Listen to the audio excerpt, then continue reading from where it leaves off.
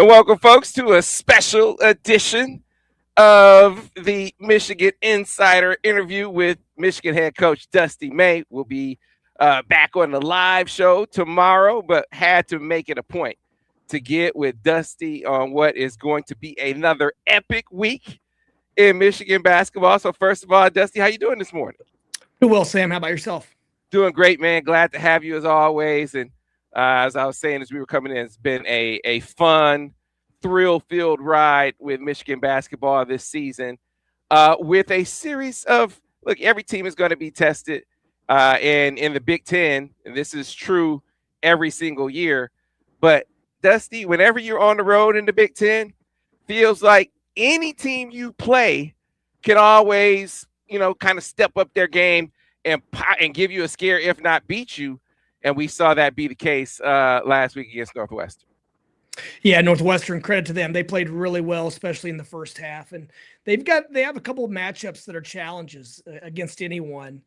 And we didn't play our best, and they played really well. Fortunately, we had great contributions off the bench, and we're able to it's incredible how quickly our guys can erase a deficit. Obviously, we're not super familiar with playing from behind this season. But it's comforting to know that when we are down, that we can refer back to games like that and maybe just give us some life and some positivity, because I do think that belief is part of your DNA, which allows you to come back. Adversity sort of it can reveal some things, and it's not like this was the first time your team faced adversity this season, but it's definitely the biggest deficit of the season, and it's on the road. So you're down 16 in the second half. Aside from any adjustments that you may have made, because I want to talk about that, did you notice anyone, or was it collectively something that a trigger you saw, something that you noticed as far as the lead up to that comeback when you're down 16 points? I think it was like 7 minutes in the second half. No, Sam, we just wanted to play better the next possession, and that's kind of what we pride ourselves on. There are times when we'll say, let's not even look at the scoreboard. Let's play really good ball and see what happens. And when you have as many weapons as we do, sometimes it's just finding the right combination or hanging with a guy a little bit longer than usual, and maybe a gut feeling that someone has it that night, or a matchup, or whatever the case. But once we get lost in the fight, and usually we can start playing a lot better than being consumed with how well things aren't going. And that's kind of been our message a lot of time out. Say things didn't go well that last 4 minutes. It doesn't matter. We missed free throws, we missed shots, whatever the case. Just play the next possession. We know what we're capable of, but we've got to find a way to get in that flow state where we're lost in the fight. So you mentioned great contribution off the bench from LJ Cason, and watching his maturation, to me, in many ways, his maturation is as significant a key as any as far as the ceiling for this team. And that was maybe his most mature game, given he had a few turnovers seemingly early, but he came back. He had score for you all the way through. But I watched some of the dimes he made in the second half. I'm thinking of the one, he came, I think it was a die, kind of slipped the screen. He found a die on a lob late. This was late in the game. Just the maturity of his game. Can you reflect on what you saw from him in that game? And then from his maturity overall this season, it just seems like he's in a much different place. Yeah, obviously he had really bright spots last season, and we were struggling with deciding who to play. I mean, we played Fat some, we played Pip some, we played LJ some. And so we were struggling with young guys trying to decide who was going to be the best piece for that group. And this year we knew he'd be in the rotation, and we knew he was a really good Big Ten player. And we just thought he needed to change some of his daily habits. He needed to get more rest. He needed to stay more hydrated. He needed to work on his flexibility. And for him to be as good of a player as he is without having those great habits on a daily basis just shows what type of upside he has. Staff's done a great job with him, encourage him to communicate more, to be an extension of the staff on the court. He's smart. And so we need more out of him, and he's given us more. I mean, this team needs him, without a doubt. He brings an element that we don't have. Obviously, Elliott's unique and Namari's unique, and Trey, they have these great qualities, but they all have their own secret sauce. And LJ's is completely different than everyone else's. So he's starting to string together some good games, but most importantly, he's stringing together some days where his habits and routines are improving. Yeah, and so look, we can talk. You have so many intriguing options offensively, but to me, the separate because I see a lot of talented teams offensively, but I don't see a team in the country that can get into teams defensively like you guys do. And to be up 16, you got to get a series of stops. And you guys were able to do that. You had Nick Martinelli in the blender. I'm curious, were there any defensive adjustments that you made down 16? What did you kind of see different in the second half versus the first half? And what was the plan against Martinelli that was so effective? Well, to be honest, Sam, we'd worked on a primary coverage and a contingency plan for things. If things aren't going well, then we'll do this or this or this. We hope that never happens. We hope to never use any contingency plans. And all honesty, in one of the timeouts, the coaches huddled and one of the assistants came up. I forget which one said, "Hey, the guys want to play this coverage." And in unison, the rest of our staff said, "Hell yeah." Whatever they're bought into at this moment and energized to do, that's what we're doing. It doesn't matter. We could play any ball screen coverage. We could play any gap principle. We could play our paint coverage. We could play our fan coverage. If the guys are bought into it, we talk about it all the time, that everything works somewhere and nothing works everywhere. And you don't need to have the best plan, but if you have a good plan and everyone's bought into that plan, then there's a good chance it's going to work if you have enough talent. And so the guys went out and executed the contingency plan that they decided to go with. And that was a real step, because that's one thing in this new climate that we've noticed. It almost seems like players and coaches can be adversaries. And we try to develop a culture where we're working together. And you don't need to have your AAU coach or your parent talk to us about a concern or something. You can come and speak with us directly, and we can iron it out, because we want what's best for you. And sometimes the players are feeling it. They're living it. They might have a better suggestion than we have as coaches. And typically we use our experience and knowledge and whatever to help them. But yeah, that's a unique thing about our group. They're to the point now where they're really working out problems on the fly, on the court, in real time. That's outstanding stuff. Talking to Dusty May this morning here on the Michigan Insider of Big 1050 WTK, online at big1050.com. So, Dusty, you fast forward to the matchup with UCLA.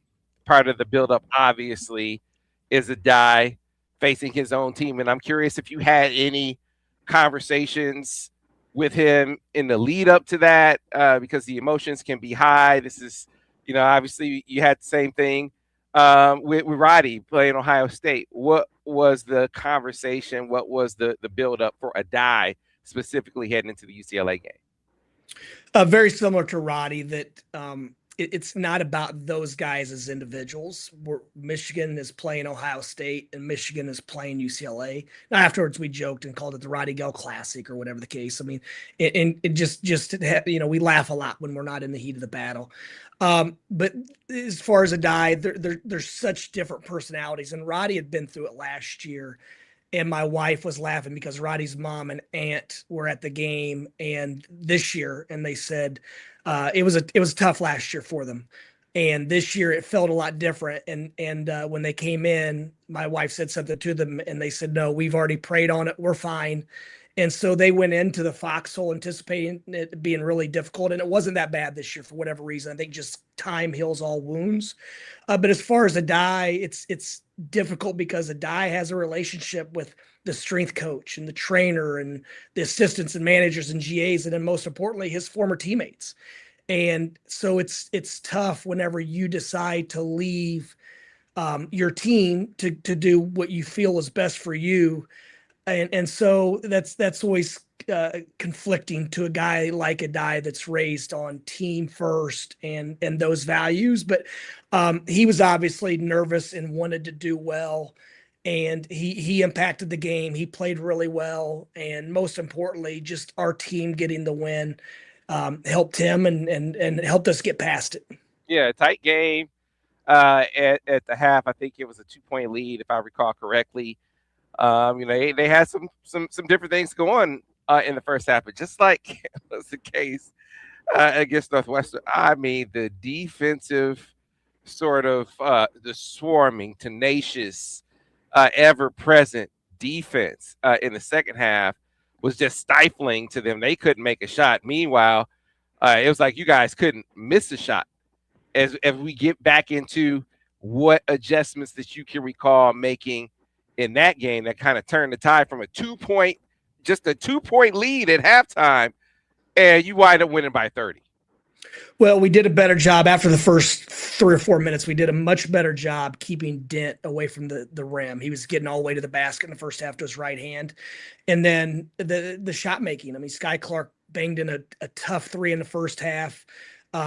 When we were trying to separate a little bit. And then in the second half, I thought our personnel awareness was much better. We were in the gap off the non-shooters and supporting the other guys. And when we had shooters, we stayed at home much better and defended the 3-point shot. And then I do think our contests and closeouts by our centers were much better in the second half on Booker. That was obviously a big part of their offensive game plan was to shoot threes from their 5 spot like Wisconsin and some other teams have done to us. And so I do think our sense of urgency was much better. Our ball pressure, we weren't allowing as good passes. But once we started making the energy effort plays and a few shots dropped, you could almost just you could feel the entire mood change of our team. When you talk about passing, I'm thinking of one of the steals that Yax got in that game, and it brings about an aspect of his game that is talked about some, but in my opinion, not enough. He had a couple of blocks in that game. As good as he is offensively, Dusty, I think we're seeing a guy who has all the makings of being a lockdown defender as well in this contest, and he made threes to boot, giving you that sort of 3-and-D presence that a lot of NBA teams like to talk about. Yeah, Yax has come a long way on that side of the basketball, especially coming from UAB, where they play a really unique 1-3-1 and 2-3, and they're changing defenses. And he was really good in that environment because of his instincts and his size and length. And that lends to some things he does well for us is because of those habits that he developed there. But for us, being able to switch and guard perimeter guys, guard point guards is something he's had to put a lot of time on. And with him playing with Merez and Adai, there's a couple negatives to that. Number one, he gets a little bit loose with containing the ball because he knows those guys are behind him, and he'll be a little bit too risky at times. And then he's probably not going to get a lot of all defensive honors because he's playing with those two guys. And I think they're all three high-level defenders. But the play that really jumps out, Sam, as we talk about the game, that there's these moments of seasons that I think will be embedded in my long-term memory forever. Last year it was the Big Ten tournament. Will Cheddar, we call it splash screen for Namari, the corner three it was 5 guys connected, making a great play. The one that I loved the most from the UCLA game it was late, and it was probably we had enough of a cushion where the game was probably over if we just didn't make a lot of errors. We missed a front end, and Merez Johnson chases it down, hands it back to Namari, sets an incredible screen, and then Namari, for whatever reason, those dagger threes just haven't dropped for him this year.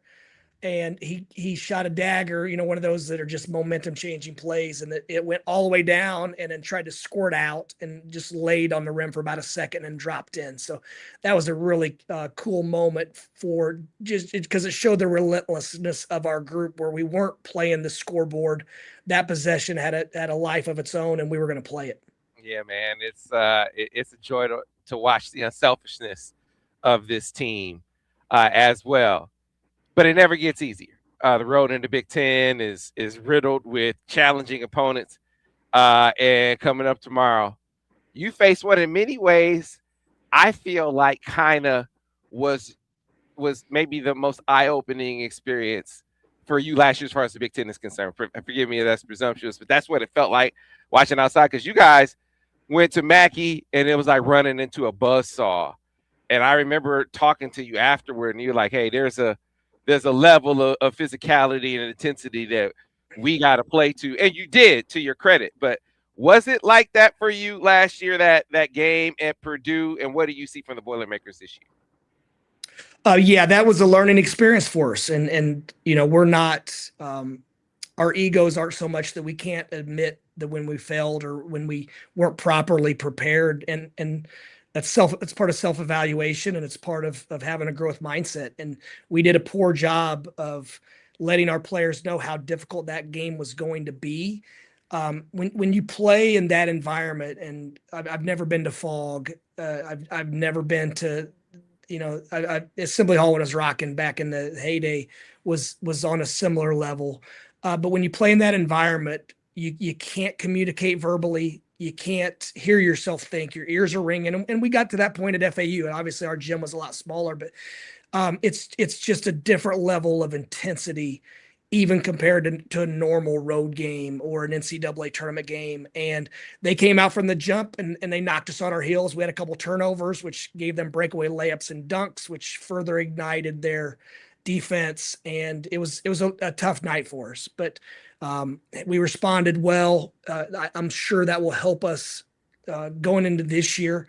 But we're a much different team than we were, 12 months ago than we were then.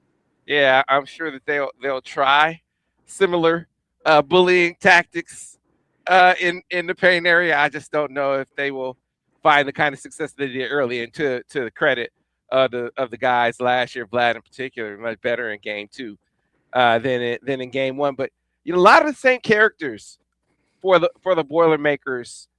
Is it the same team in that regard, or are they different in any way this year? Like, what do you see from the Boilermakers this year?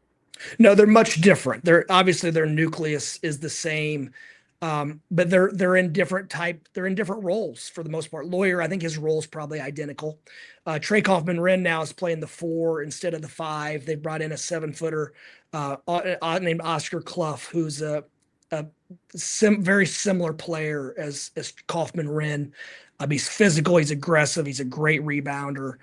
He can score on the block. He can make decisions in the short roll. The one thing he doesn't have is Kaufman-Renn's 15-foot floater, the teardrop that is probably one of the most effective shots in all of the college basketball last year by the big fella. And they're freshman guards from last year are now sophomores, and they have more experience. They're shooting with more confidence, and I do think they're much more balanced than before, where they really relied on those two guys to generate, the two All-Americans to generate most of their offense last year, and then they ran creative sets for Lawyer. This year, it just seems like they have a much more balance in their scoring and shot selection, and that makes it more difficult in some ways, but it also makes it less difficult because Kaufman-Renn and Braden aren't shooting as much. Yeah, so a lot on the line in this game, conference game on the road. Purdue is seeming like they're in a bit of an uptick. And, there's, hey man, these get a little spicy, these get a little saucy. I like to see that. As you as a coach, a lot of folks talk about the Yaks video. I'm curious how you reacted to that. I know it maybe can kind of get in the stick in the coach's craw, but it does add to the excitement a little bit of the game. I'm curious how you reacted to that. Yeah, Sam, very similar to the Purdue game last year. It's a learning experience. Obviously, we're not thrilled with that, and it's for a different reason than most people, most fans would think or assume. Yax's remorse was more at his language and how he's going to be perceived by kids, because he wants to be a role model. He's such a kind-hearted person. And he didn't say one word about offending Purdue's fans. It was more about how he felt like he's let down our fans with his behavior. That was a long time ago. It was after he signed. And it's also part of the reason he's here. He knew that he needed to learn to be a pro, a better pro on and off the court. And that's part of the process, that you're always on camera You're always being recorded, and they're going to use it. They're going to put it in their pocket and use it when it benefits them the most. And so this is a nice segue into what he's going to be living next year, wherever he is after this place. Yeah, and the focus is obviously going to be on him and how does he play. But what I noticed about this team is they all have each other's back. That's kind of my reaction to that, as much as the focus as far as the game and maybe even TV is concerned. He's not going to be in it. He's not going into it alone. Like this team is one of the most connected Michigan teams I've ever seen. I know we're only halfway or a little over halfway through it, but that's kind of how it feels. But you talk about being a pro, Dusty, and we can kind of close like this. You had one of those types of weeks where, in the pros, always on, always on, always on. Nebraska, obviously you got to take them on. And then right after that Nebraska game, you go out and you got Michigan State. This is another week like that. And you have Purdue on the road, and then you go down to DC for an epic matchup with Duke. No, you probably haven't watched much of Duke, but just this week and the similarities to the week a couple of weeks ago with Nebraska and Michigan State, maybe some things you can draw from that in preparation for this week and match up with the Blue Devils coming up. No, to be honest, Sam, I haven't thought much about Duke. The Purdue game is such a priority for us. It's a road game. It's a Big Ten game against another team at the top of the standings that's still in play. They're not in the pole position, but they're on your heels, and especially the way that both of our remaining schedules play out. Purdue is going to be right there, playing meaningful games this week, next week. Even if we take care of business. And so that's all focuses on that. But the Duke game is a little bit different, where I don't remember the last time we had a day off. It just seems like these days are running together. We will be able to take Wednesday off and then start preparing for Duke. And it'll be more like an NCAA tournament format, where we're playing a team we're not that familiar with. They're not in our league. We don't know their style of play. It's a quick turn. Our guys probably aren't as familiar with their players as a whole as they are league opponents. And so we're going to treat it as in this is the Sweet 16 game. We're the first round of the NCAA tournament game, where it's completely outside of our normal routine, and just see if we can prepare ourselves more for the NCAA tournament by playing this game. But also, I think mentally, it's a little bit of a recess from Big Ten play and the monotony of just grinding it out in league. You're going to a different city and a different environment against a team that we haven't seen before, even the returners. So it's going to be fun, but it's going to be a lot more fun if we can find a way to squeeze out a win down in West Lafayette.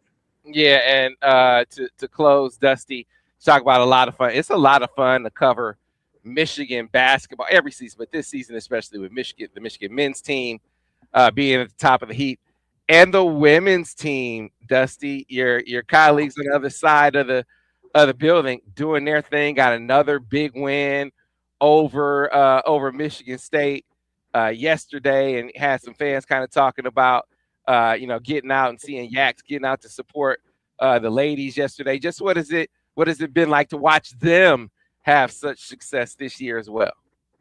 Well, we've learned a lot from them, and it begins whenever your best players, and they have a lot of really good players, their best players are incredibly hardworking. I mean, when I watch practice, they're pit bulls and they're aggressive, and they have a good chemistry together. Yesterday, the one play, they didn't make the shot, but Holloway in transition gives a little in and out, shakes the young lady guarding her. Silas running the lane, stops, breaks it off, and gets behind for a wide open three. Like I said, that was one of the few misses, but you can just see the chemistry that they have together, and they're obviously well coached. They're as tougher than anyone I've seen them play all year. And they've been fun to watch and share the success with them, because we lean on each other for travel tips, for what things we're going through. KB and I stop in the hallway basically every day and just share a nugget about this or that. And it might be fundraising. It might be planning a calendar for how we're going to get through certain stretches. So she's been a real a valuable resource for me, because she's an elite basketball coach. And why wouldn't we take advantage of a staff as accomplished as them that are 10 feet away? Yeah, I know Kim. She feels the same way about you, man. So Dusty, appreciate your time, man. Good luck this week. congratulations. Another great weekend. We'll talk to you again soon. Really appreciate it, Sam. Talk soon. Thanks a lot. Michigan basketball coach Dusty May with us. Got to get to a break here on the Michigan Insider on the Big 1050 WTK online at thebig1050.com.